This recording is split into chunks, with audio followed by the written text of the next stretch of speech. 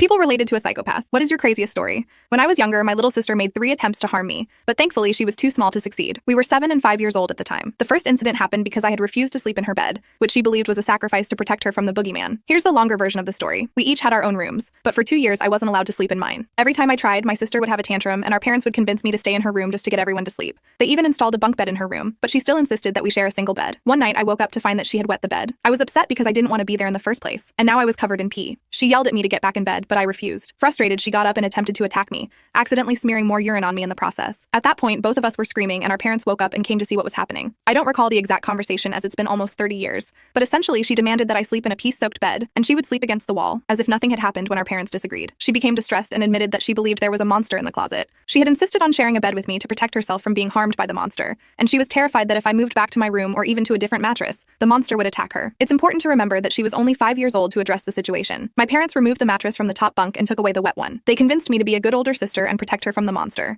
Reluctantly, I allowed myself to be guided back into bed with her. I can't recall if it happened that night or the following night, but as soon as we were alone, she whispered to me that she made me sleep with her because one day the monster would come out to eat one of us, and she planned to escape while it was attacking me. Without saying a word, I immediately got up and moved to my own room. I was willing to defend her from the monster, but I refused to be used as a distraction for her. When her parents came to investigate the commotion, I refused to return to her room, and eventually they understood and allowed me to stay in my own space. From that point on, I slept with my door locked to ensure my safety. It was a challenging time, and while our parents didn't believe me when I explained that my sister had attempted to suffocate me, I took precautions to protect myself.